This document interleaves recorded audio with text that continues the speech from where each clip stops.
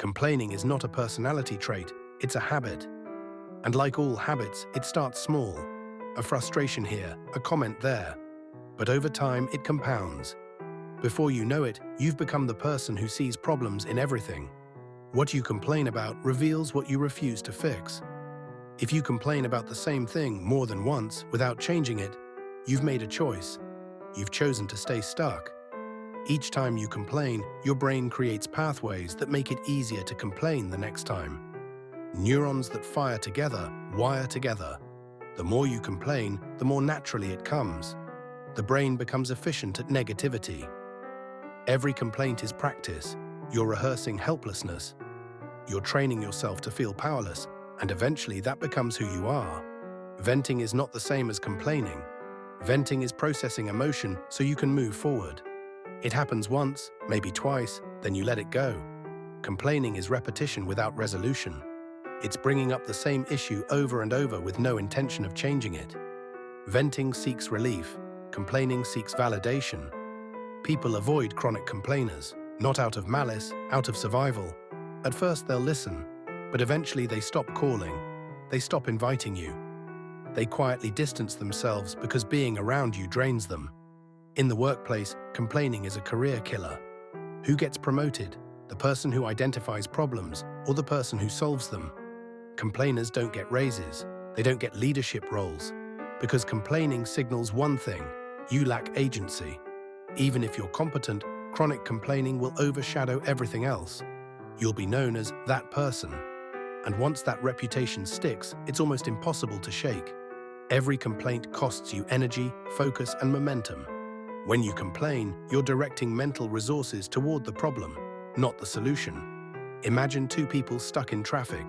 One complains the entire time. The other puts on a podcast and uses the time productively. Same situation, different outcomes. The complainer arrives drained and frustrated. The other arrives calm and ready to move forward. Complaining gives you the illusion of doing something without actually doing anything. Talk without action is just noise. If you complain long enough, it becomes who you are. You stop being a person with goals and aspirations. You become the person who hates their job, who can't stand their neighbor, who's always tired, always stressed, always overwhelmed. Once that identity sets in, breaking free becomes almost impossible, because you've built your sense of self around what's wrong. Your complaints aren't just observations, they're proof of who you think you are. The more you complain, the more evidence you find to support your complaints. Your brain looks for things to complain about because that's what you've trained it to do. It's a self-fulfilling prophecy. First, awareness. You can't change what you don't notice. Pay attention to how often you complain. You'll be surprised how automatic it's become. Second, replace the habit. When you catch yourself about to complain, pause. Ask, can I change this? If yes, focus on the solution. If not, let it go. Third, change your language. Instead of I have to, say I get to. Language shapes thought, thought shapes action. Fourth, surround yourself with people who don't complain. Negativity is contagious. So is resilience. Does this mean you can never express frustration? Of course not. Life is hard, things go wrong.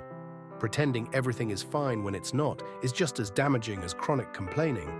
The difference is intentionality. Acknowledge the problem. Process the emotion. Then move forward. Don't set up camp in the complaint. Complaining is a choice. You may not realize it because it's become so automatic. But every time you open your mouth, you choose what comes out. Every time you focus your attention, you choose where it goes. And those choices compound. They shape your brain. They shape your relationships. They shape your career. They shape your life. So ask yourself, who do you want to become?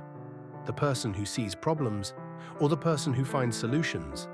The person who drains energy, or the person who creates it? Complaining doesn't make things better, it just makes you someone who complains. And that's a heavy identity to carry. The choice is yours.